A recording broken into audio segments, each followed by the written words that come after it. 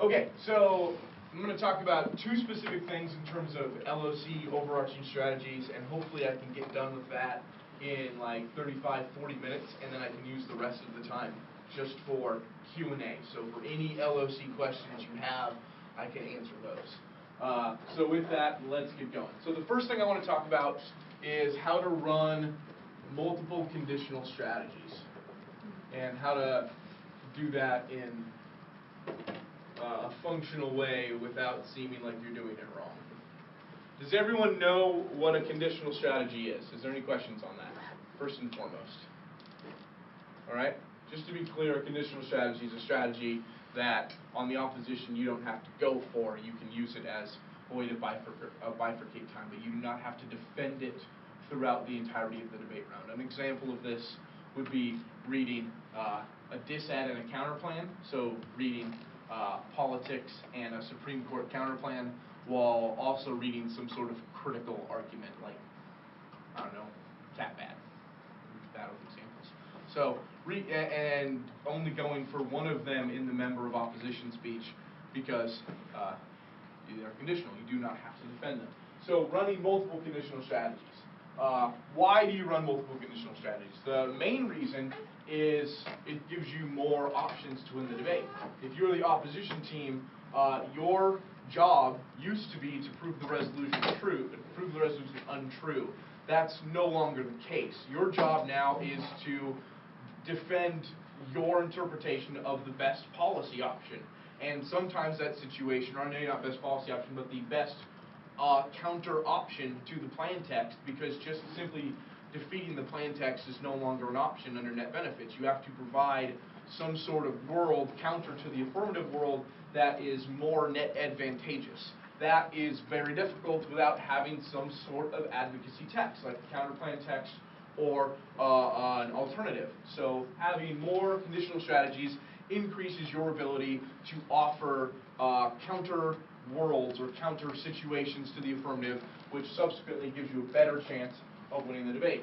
I've already talked a little about what it is. Now, the second question that you're having is, or the next question that you're having probably is, when running multiple conditional strategies, should we contradict ourselves? Can we run strategies that are inherently contradictory? An example of this would be reading a position about, so say the affirmative is the United States federal government should significantly decrease defense cuts. And you run a politics disad and then an argument that talks about states. Like, that talks about the way the state conceives of politics is negative. You are at one point saying plan not ought to be acted because the political implications of an action could be problematic, while simultaneously saying considering the political implications of before an action is problematic. That is a contradiction. That is okay in conditional strategies. Do not remember, they operate outside of other sheets of paper. This is different than other debates where you don't have a conditional strategy, where every piece of paper affects every other piece of paper. This is a different situation. So think of it as you have the world of the affirmative, and then subsequently you have what would be considered the op strategy in a standard debate. They operate all in essence, one dimension. They all operate in the same dimension.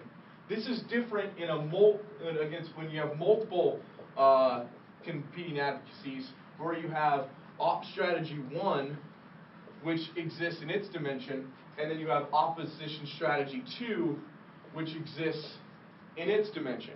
They do not intersect. So that's how you ought to conceive of them. Subsequently, this can go on ad nauseum or infinitum, that however many multiple conditional strategies you have. I recommend you probably don't go more than 2 to 3, because at that point you really start to spread yourself very thin, and you make it very easy for a competent member of government to just start poking the glaring holes and cutting you off at the heel, or cutting you off at the knees on all your strategies. And we'll talk a little bit about what that means when we talk about the strategies. So with that, let's go ahead and jump into it in terms of what to do. So when reading multiple conditional strategies, and you're going to realize this, my team knows this, I use acronyms for no real reason. In fact, I try to fit my advice into acronyms. I'll often tell my team to give the counterplan PTSD, which is really inappropriate, but funny. You know, perms, theory, solvency, disads. How you, the order in which you want to answer a counterplan. Give the counterplan PTSD. So when running multiple conditional strategies, you want to make sure that you pose, which means preparation, organization, strategic choice, and execution. Let's talk about what each of these mean. So, when you're running multiple conditional strategies, you are going to have to be concise. It's the only way that you can get out multiple strategies that have all the moving parts while at the same time being able to be a winning strategy. Because if you run 5 shitty strategies, you're still going to lose because they were bad strategies to begin with. So just like any other type of debate, if you're running multiple conditional strategies, you have to prepare in ahead of time to run that. That can't be an on-the-fly decision. It has to be something that you've prepared and understand how to do it, and also means you have to subsequently understand what you're saying. This is why if you choose to adopt a strategy like this to compete on some of the higher levels where it's necessary, you ought to know some things like the back of your hand. These are probably your more generic criticisms that can link to everything that give you a second option. You should be memorizing, or be very close to memorizing, critiques like you can read Nietzsche tends to link to everything, states it tends to link to everything, or statism, they tend to link to everything. Militarism, any fem position tends to link to anything. So you get access to a lot of different things that you want to run to. You need to memorize those and also make sure that you have the language in which you would say it written out. A lot of times people have that what they do is they just take the highlights of their original shell. That is not the way you would do this. What you would do is you would change the way the criticism functions to fit within a multiple conditional advocacy framework, which means that you might change the framework in a certain way. You may also change the, instead of giving the highlights of a link, you may just have 1 or 2 links that are specifically written for this type of situation. That is a more defensible link rather than reading 2 or 3 tagline links that are borrowed from the larger version of your shell. That way you have a link debate that is fleshed out, because that's important. I want to make sure that everyone gets this point. You cannot run this type of strategy and be successful if it sounds like you're doing it by the seat of your pants. If it sounds like you are borrowing ideas from fleshed out positions and shoving them into a smaller box, judges are not going to recognize that, they're not going to enjoy that, and it's going to make you perceptually weaker when teams try to poke holes in strategies. And an area for this situation would probably, like for the criticism, is probably the link level or the alternative level, because you can't just borrow the highlights of your alternative solvency arguments and smash them into the smaller box that is multiple conditional strategies. You need to rewrite those arguments to be tighter, more concise, but at the same time still have all of the content and what's necessary to solve a criticism, right? You still have to solve the criticism. Because if you read a criticism that the alternative does not solve, it doesn't matter if it's underanswered, you're probably still going to lose to a permutation. Because there's no real delineation between plan and alternative at that point if the alternative really doesn't do anything. Probably will lose the debate, even if it's a little undercovered by the MG, because the PMR will be able to piece things together.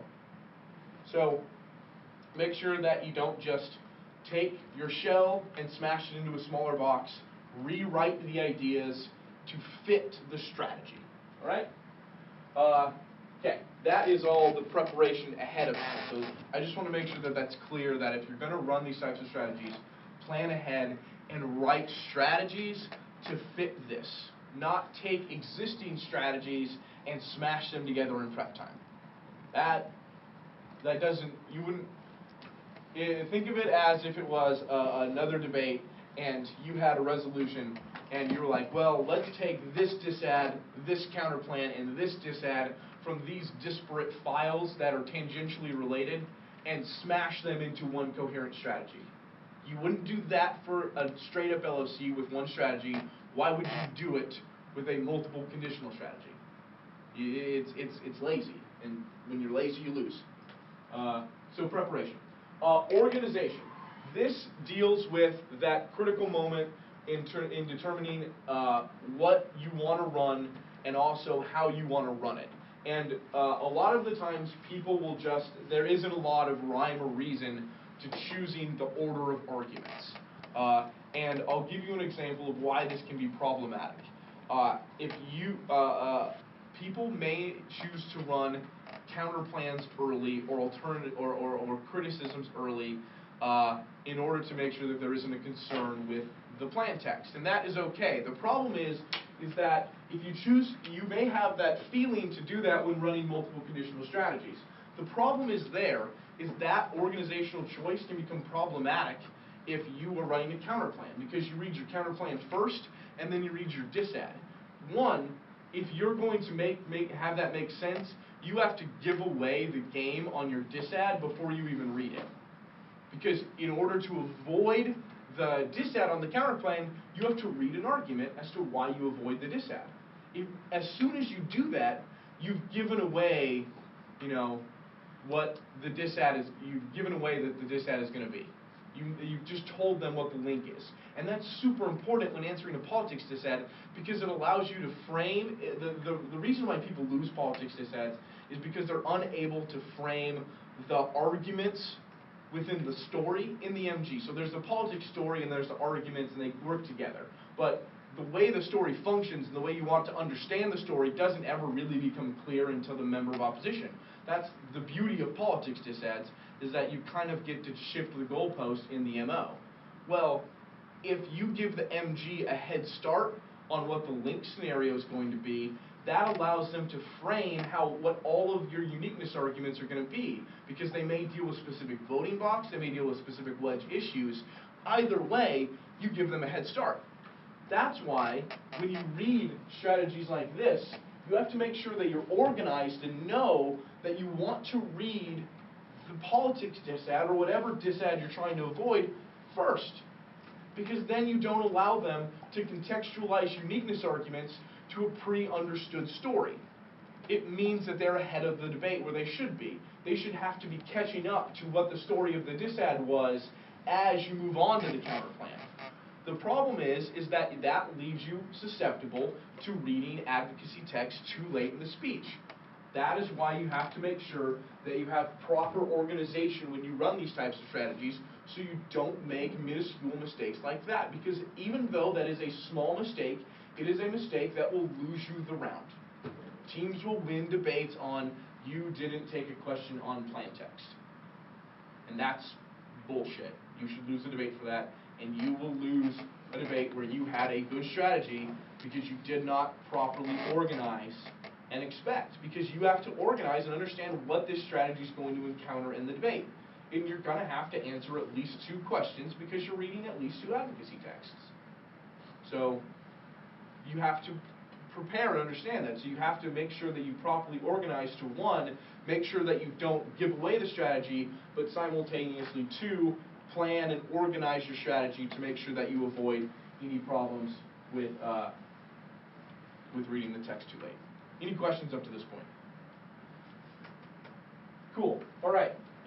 Strategic choices. A lot of the time, when you hear strategic choice, you're probably thinking that I'm going to talk about what you would do with a member of opposition. No. You need to have your strategic choices played out before you go into the round. You ought to know where each of you is going to go, where you want to go with the position based upon what types of strategic choices the member of government makes. Because the member of government is limited to a finite number of winning strategic choices on their speech.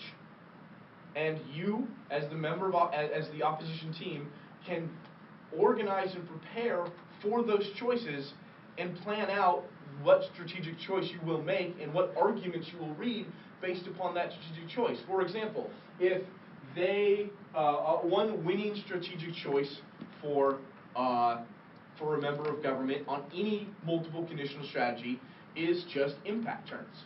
Say the opposite of whatever the fuck they say. So if they read a critique, you just read impact turns to that critique. Because that is, who gives a shit about what the alternative does if it only does bad shit? Or who cares if the disad has a link in uniqueness if you want those things to happen and the plan causes it? Like, impact turns are an easy answer. So what is the strategic choice that you do as a member, as an opposition team, when an MG just goes for impact turns? What are you going to say? What are the strategic choices? Are you on the same page for that? What are the arguments you're going to say? If you're going to do something like this, you've limited the number of things that the member of government can say. You ought to, at that point, plan out for all those potentialities and subsequently prepare and know the strategic choice ahead of time. So it's important when running a strategy like this to conceive of the ways the member of government can answer your positions in a way that would win them the debate round, and then subsequently write answers to that. Because writing answers to generic things people might say only has limited utility. You should write to what are the winning strategic choices. What would you do, what would you say to beat this? What are the answers to this that win, that are better? Don't write, and this is just a general note, when you're writing front lines or you're writing answers to your own position, don't just write the generic answers that you know aren't going to cut it. Try to write answers that beat your position, because that's what other teams are going to try and do. So, and that's one thing that I've noticed wherever I've coached, and even when I was debating, teams, when they write front lines to make their other positions look better. They write front lines, so it's like, yeah, look how good my app is. You can't even answer these frontline arguments. They're so good. And it's like, well, that's because shitty frontline arguments. You didn't write it like other teams would write it. Okay, strategic choice. And then finally, the only part of this acronym that actually deals with the debate round, which is execution. And really, that comes from practice. You should practice running these types of strategies. You should, like I said, write specific files meant to be multiple conditional advocacies, and write files meant to be that type of strategy. And that way, then you can practice with them and begin to understand them. Because debating is, I mean, it's obviously a mental game, but it's really just a lot of preparation. Because the teams that are better prepared tend to win debates, because they know what's going to be said. And if you know what's going to be said, it is so much easier to debate. It is. You can get so much deeper, and if you know what warrants are going to be read on certain arguments, or you know what the best warrants are for arguments, and you have answers to those, then debate's just a lot easier. And that's why you really run multiple conditional strategies, is because it limits the amount of things that a member of government can say that allows them to win the debate round. And that's the most important thing, is limiting what the member of government can say. All right. Any questions about running multiple conditional strategies? Okay, cool. I'm going to erase this. Oh, yeah.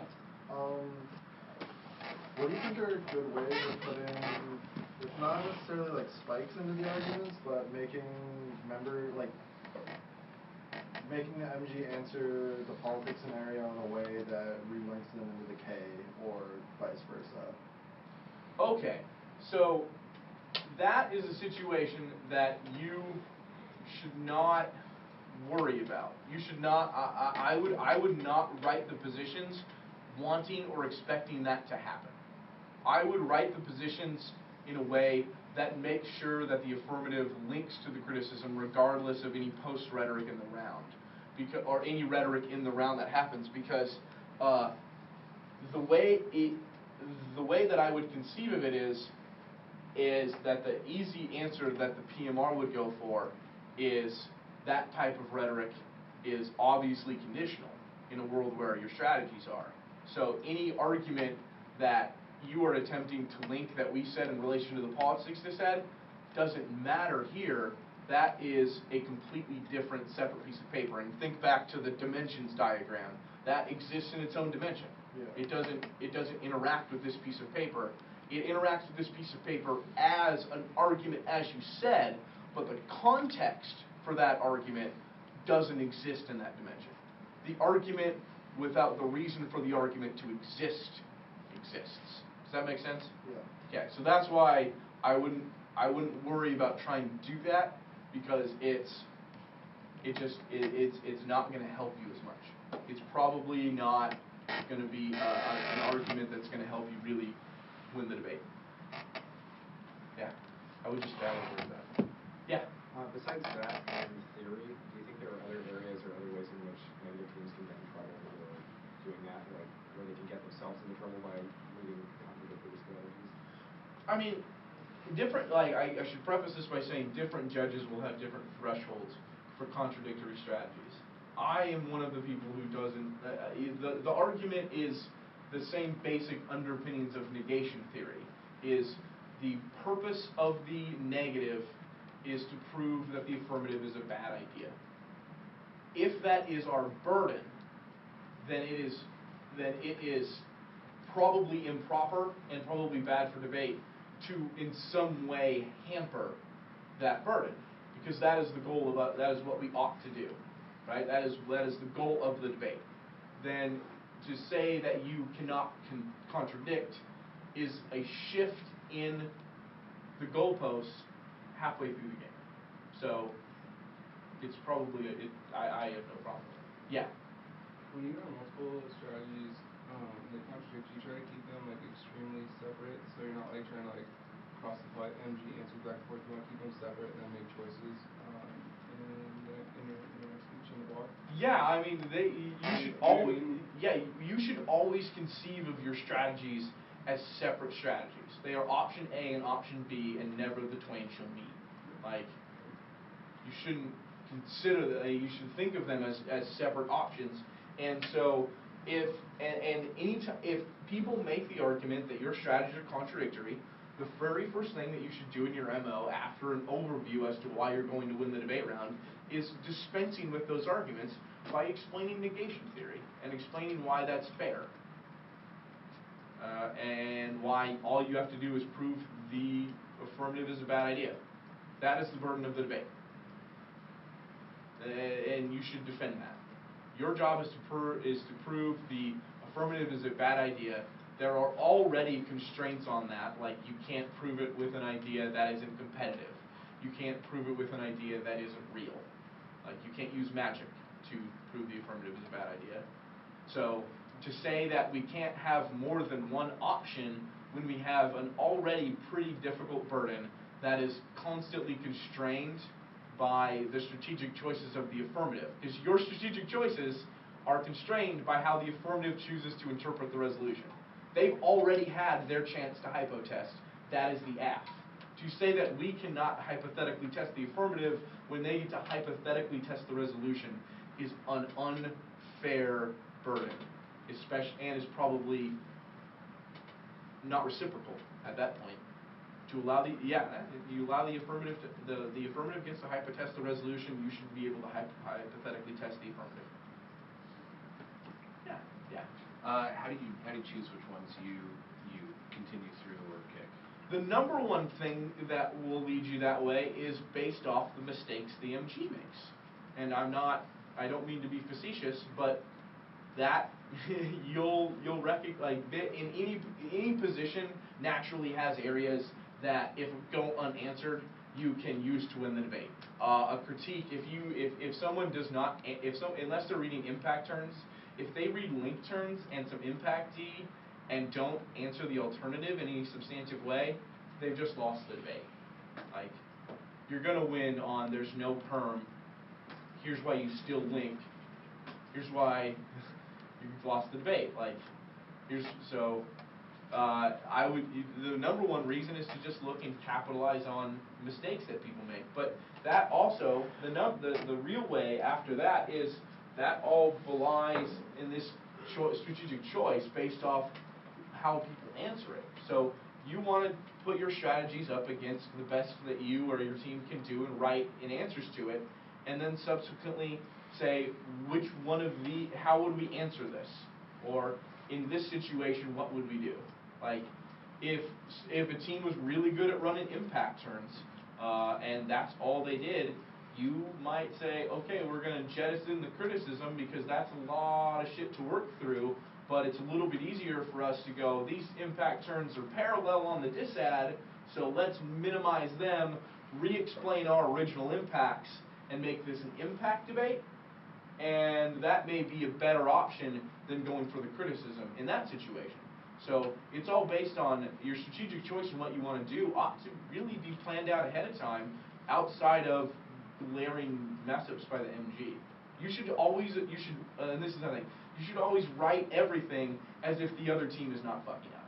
As if the other team is going to do things well and know what they're doing. Because if you write like the other team, if you write files, or you write your files expecting teams to make mistakes, then you're not going to have a lot of luck. It's why when you write files with one really cool spike, it tends to not matter, because most teams don't miss that really cool spike.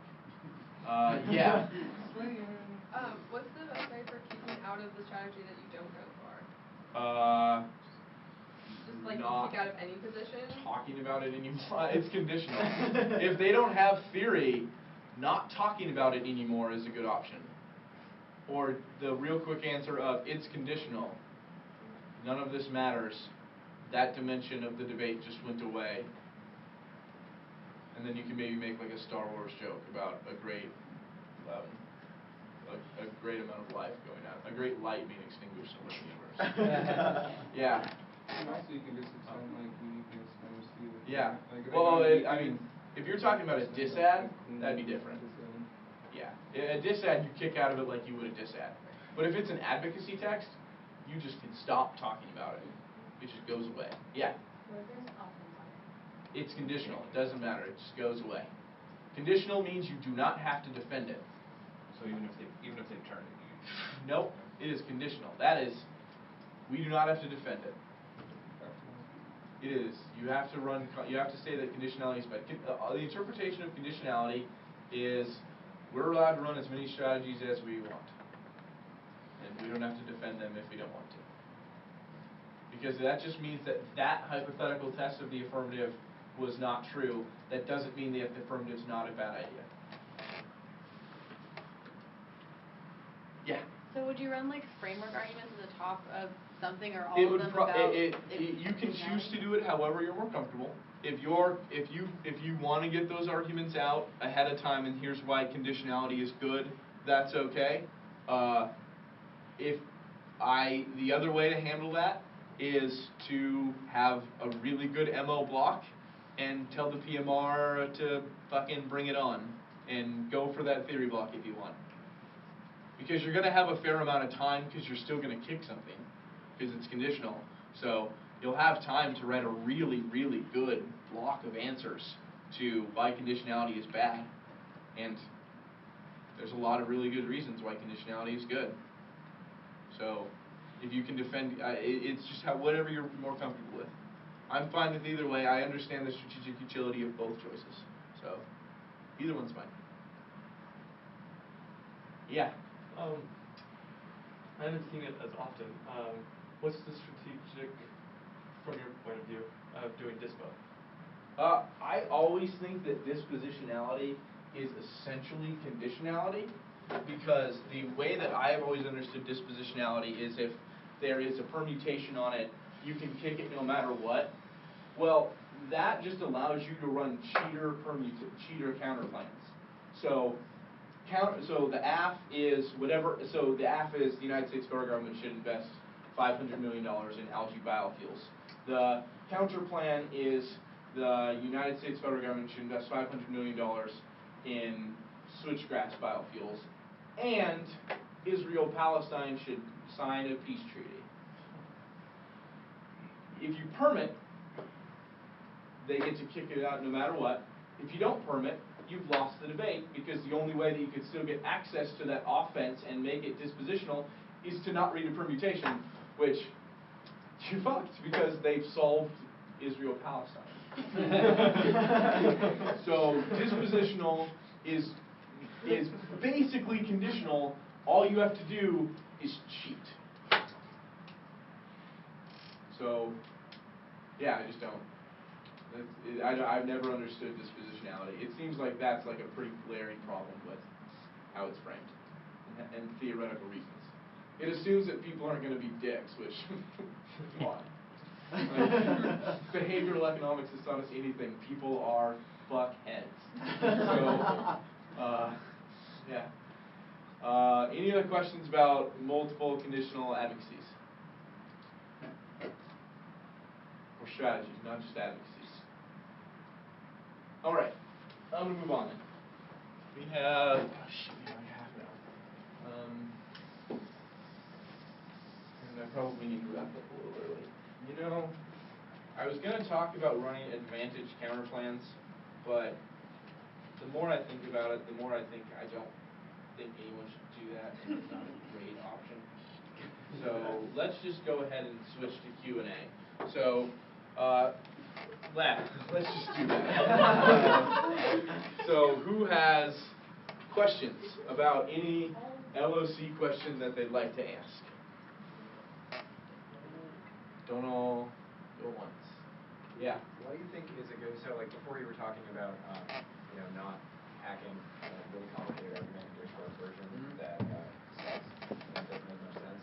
What do you think is a good way to frame arguments in the LOC to avoid like heavy backfilling by the MO? And what do you think, like, what is your sense of people's impression or people's stance on MO backfilling in response to the LOC?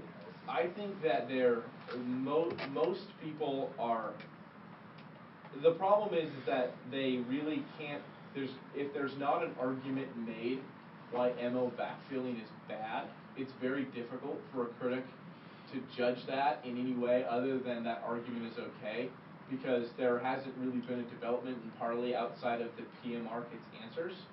So that's the answer that the opposition will say to MO backfilling, is that the PMR will get pretty much golden responses to all this new shit, and you're like, yeah, but there's a lot of new shit.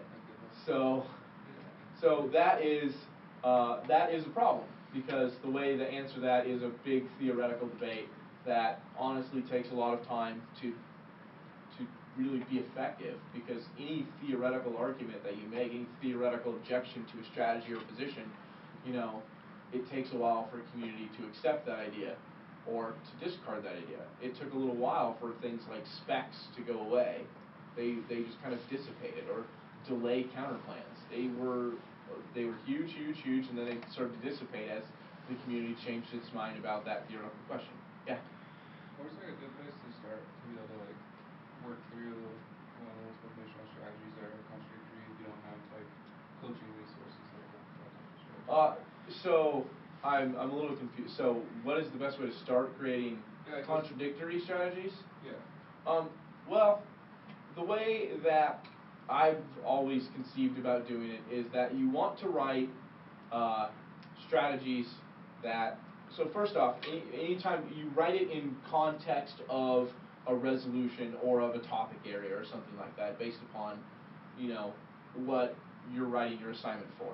When you start to conceive of the assignment, you want to conceive first and foremost of what type of strategies are effective against this type of topic and resolution, because just like any other time you write a file, you start with a brainstorming session. You have to conceive of which arguments are effective against this type of debate. In this type of debate, what arguments are successful, what arguments are effective, what arguments can I defend? And so it's important to start with that type of brainstorming session, because it doesn't matter how many resources you have if you don't have a good conception of what the debate is asking, you're going to get the wrong answers no matter what.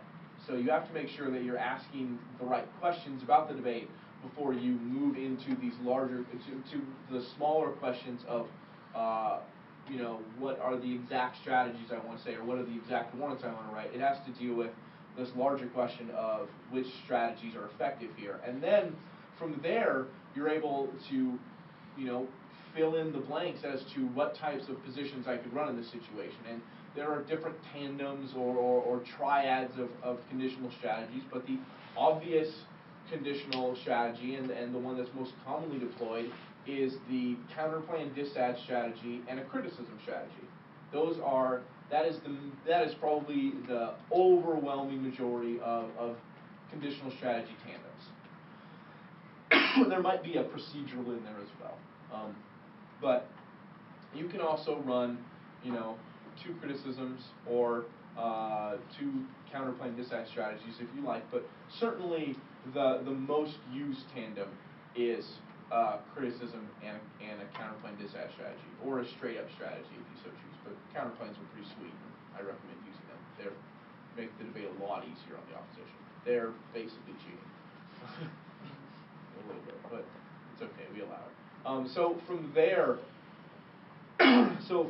the question is, if you operate under, that's the kind of tandem I want to create, like if that's the dyad I want, then you think about what kind of criticism you might run. So if it's an environmental debate, you might prep out a condensed version of deep ecology, or of managerialism, of some sort of argument along that lines, because then you have the idea of what the argument is, and from there, it's just like writing any other criticism.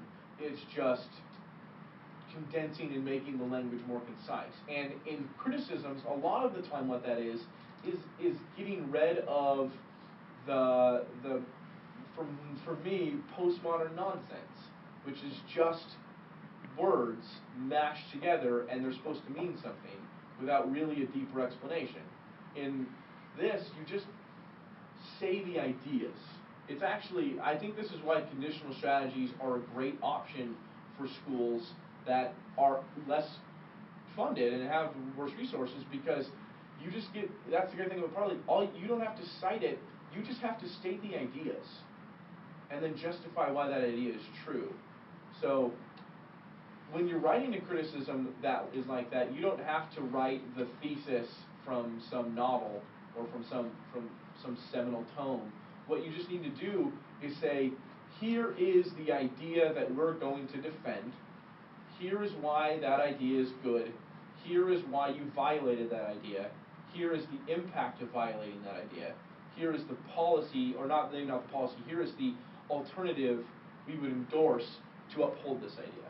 And you just cut out the fluff and the jargon that explains the criticism in the literature sense, because we're not trying to explain these what primarily are literary criticisms in literature terms. We're trying to explain them in debate terms. So break down the concepts that are in the critique and strip away some of the extraneous stuff and focus on what is the general idea, what is the thesis, what is the crux of it, and explain that and explain why it matters is how you break down criticisms for these types of debates. And subsequently, other things that are often included in criticisms, like big framework spikes, don't need to be in there. Framework is not super important, I think, in any criticism debate, but in a multiple conditional strategy criticism debate, teams just tend not to go all in on framework when they read criticism, because one, that is not a very good option, and two, it's probably not an option that you would immediately jump to as an MG when you only have a limited amount of time to answer criticism. If you have a limited amount of time to answer the criticism, the very first thing you need to be answering on a criticism is the alternative. Because if the alternative goes away, everything goes away. It doesn't matter anymore. It's just an idea that's not unique. It doesn't exist in space. And then it's just writing dissads, and with those, it's just being concise. Explaining, if it's an econ disadd, here's the trend, here's why it's a trend. Here's how you break it, here's the impact of that. Like, be quick. and and let the MO do some of the warrant comparison, because that's the MO's job anyways, just to do warrant comparison. So just get the warrants out and leave a lot of the warrant comparison to the member of opposition. Yeah. When you're writing a case for multiple conditional strat, what should your framework look like? Should it be included, or should you just leave it to the MG to bring it up? I tend to just a very short, like, if most of the time it's just rhetoric shapes reality. You should evaluate the debate on discourse, but honestly, I just don't think the Ks need frameworks. I think Should it's your just an idea. interpretation be related to the K, or should you be trying to say that you get a conditional test of their methodology and a conditional test of their accuracy? Yeah, that's if you want to read. So I mean, if someone's going to read an argument that says you didn't read a framework for your criticism, is one, silly, and two, it can be answered with the arguments that exist in conditionality, but it's probably better to just answer it in the member of opposition. But if you really want, just write a very small K framework at the top of the criticism. But you think it's okay to just start with your thesis? Yeah. The thesis is kind of the framework. If the thesis is true, then you've internally linked turn the AF, and the questions of net benefits are irrelevant. Like, you've impact turned the affirmative. The affirmative is a bad idea on a theoretical level. That still means it's a bad fucking idea. Questions? Yeah. How do you feel about, so do you think you should put both the emoji and the theoretical preempts against perms and conditional absences, or should you still put the MO to do? Or? I would say for the MO to do. Okay. I think perm preempts are pretty standard. You can put them in there if you want, if you have time, but that's something that the MO will have more than enough time to explicate, and it's a good thing to put that on the PMR. Like, make the PMR dig through those preempts. That's a lot of work. And that's a lot of line-by-line work for a PMR that can really fuck up their story. If they're trying to tell a story, which is really important in this type of situation, because they have to be very clear about what they're trying to say, because the negative just got 11 minutes to go for one strategy. Like, the PMR is in a world of hurt in that situation, so having to dig through a shit ton of perm preempts in the middle of telling your story, or before you even get to the nitty-gritty of why you win the debate, is real hard. So I just save them. Yeah? So if the MO strategy is to like pick the off strategy basically and figure out which ones you're going for, what is the job of the LOR to how do you make the LOR not just more MO? The LOR's job at that point is to basically predict the PMR. And that's really what your job is a lot of the times, is to explain what you're predicting the PMR, and then explaining why what the MO articulated prevents them from making this argument successful. So they will say they win the debate because of the permutation. Here is why the permutation is not a successful option. And you basically contextualize the MO to the options the PMR has to win the debate. And that subsequently probably would be resolved. I erased it, but it would be you would able to be determined that in the when you write strategic choices, when you write answers to differing MG strategies, you can write the LO arguments too. Like, you can write the general things, that maybe not the specifics of it, but the general framework of what the LO needs to say, or the LOR needs to say in that type of situation. If it's a permutation, you need to articulate why the permutation doesn't function. So here, why, if we go for the criticism, here's why the permutation still links to the criticism. Here's why I need to explain that to the judge. Here's how I would explain that to the judge. You can just plan out the debate. And that's really why you do this, is because it allows you to plan out the debate. Because it puts so much pressure on the member of government, and it changes what they can say, and it changes the choice. It just forces them to condense their choices in not only what they can say, but how they can say it, and it makes it easier for you to predict what you will say in the MO and LOR. And that means you win debates. Yeah? for the LO or even the MO in trying to spin a strat on the fly while if the plan is something weird and you're trying to like put together a conditional strat? Oh, you're trying to put together, well, that, first off, that is when you need to have some sort of criticism that links to everything that you have in the back of your mind, because that is going to be an important component in this strategy. The other thing that you would do is just like, the way that you would add to that is same way you would add to, or the same way you would run a strategy any time you have a squirrely plan text. When you have a squirrely plan text, the best option you have is a counterplan. If the affirmative is good, the very best thing you can do is read a counterplan.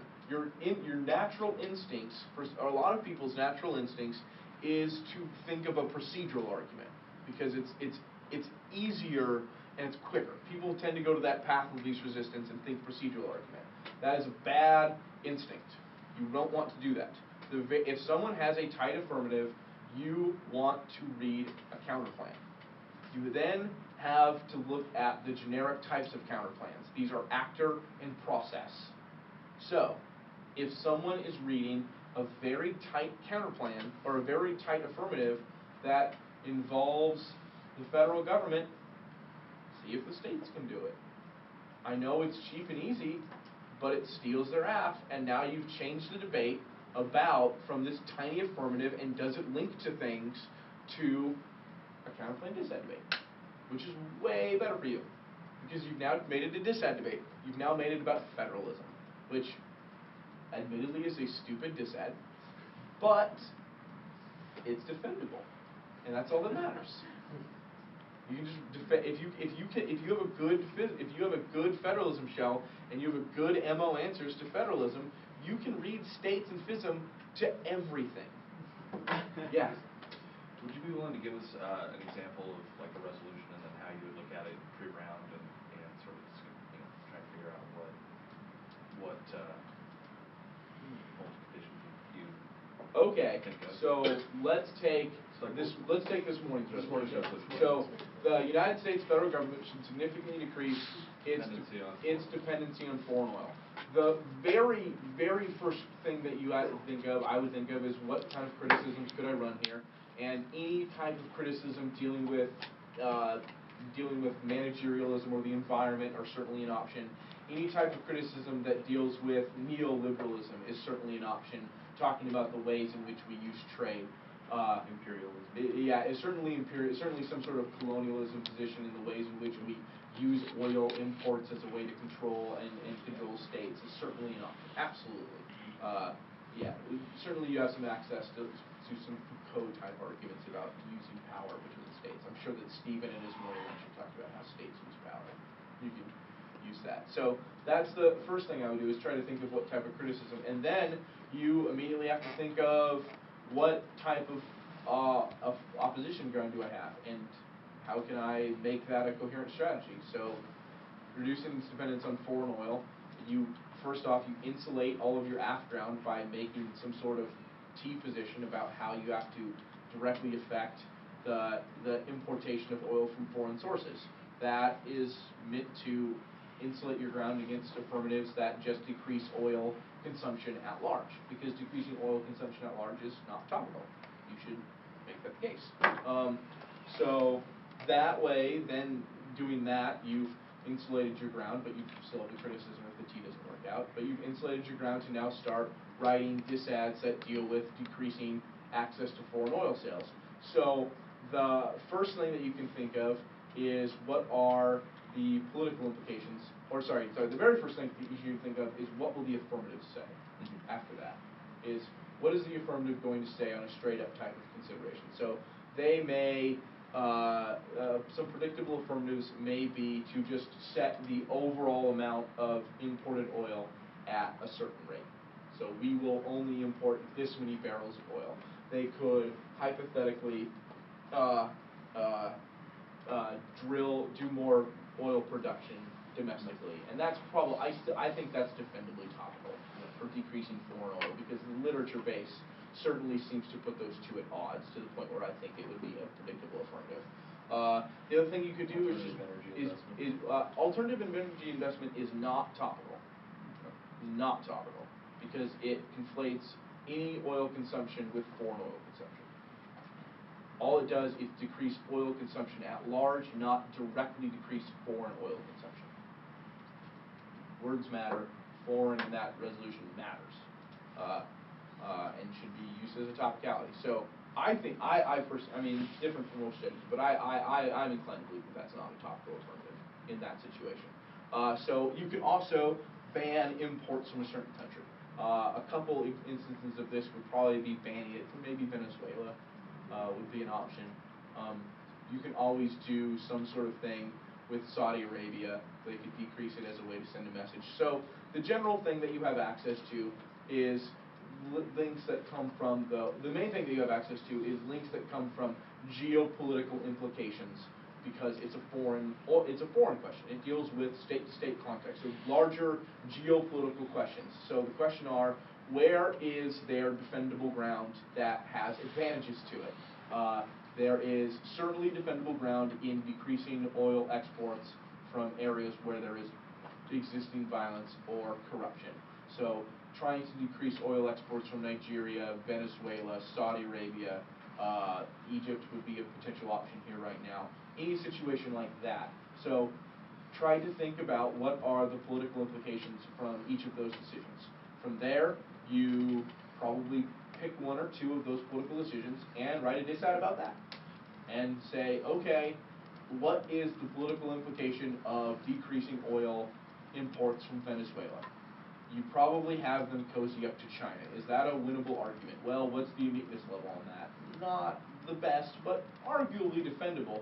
What are some other concerns about doing that with Venezuela? Well, you probably have them be a bit more of a dick to Colombia. That doesn't have a super lot of uniqueness to it because Colombia's relatively calmed down because of FARC talks. So, there's a disad. You've got ongoing talks between the Santos government and the FARC.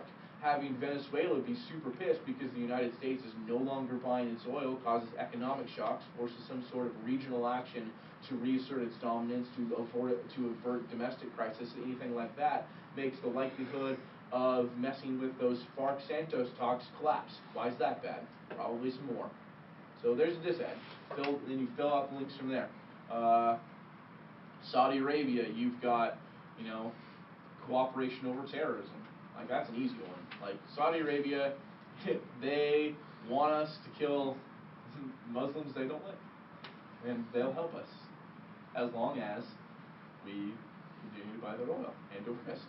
In a world where we say, we're not sure about you anymore, is a world in which they're no longer our ally in the Middle East, or less likely to be our ally in the Middle East. And that's real bad. Like, not just for, like, general tension in the region, but quite a few important bases. There's a little country to the south, to the north of it, called Israel, that's probably not super stoked about Saudi Arabia being off the leash. So, same thing with Egypt. Having an Egypt that is less tied to the United States economically is only a bad thing in Israel's eyes. You all know that after Israel, the next largest recipient of military aid is Egypt, right? We give 1.3 billion a year. Billions of dollars. We give multiple billions of dollars to those two countries to make sure that they don't fight ever again. Because they fought once and no one liked that plan. It was all bad. Actually, they fought a couple of times, but the most recent time they fought in the 60s was real bad. No one liked it. So you just kind of work through the options and think about so just based on the resolution that you have, and that it's difficult, you've got to be quick, but that's why pre-existing brainstorming, as well as having people who you got to read the news. Like, that's why preparation is important in running conditional strategies. You should know what the news says and what's going on in the world. Because if you try to read a dissad that's generic, you're gonna, and doesn't have real good uniqueness, you're gonna lose. Just like you'd lose in any other strategy. You don't get, just because you're reading something conditional, doesn't mean you get to take shortcuts. Like, you don't take a shortcut, you're just more concise. Like, you don't get to take plays off. You're just working harder. It is harder to run conditional strategies than it is to run one strategy, because you're running two strategies, and they have to be complete strategies. You cannot leave parts out. You can leave amenities out that you could put in an LOC. Like if you're reading just a criticism, you get to put in those perm preamps because you have the time. But that's not a necessity. You don't have to have them in there. It's just an amenity, right? So you have to have that winning strategy. So when you read a winning strategy, you need to cut off some of the amenities that come from it and really work on, getting the necessary parts out, and then having what those amenities become necessities for the member of opposition. It makes the debate harder in terms of execution, but that's only true in a world where you don't prepare. If you prepare for this type of situation, it makes the debate ultimately easier because you know what's going to be said. The problem is that what's going to be said is going to make you have to say a lot of things really fast. But that's debate.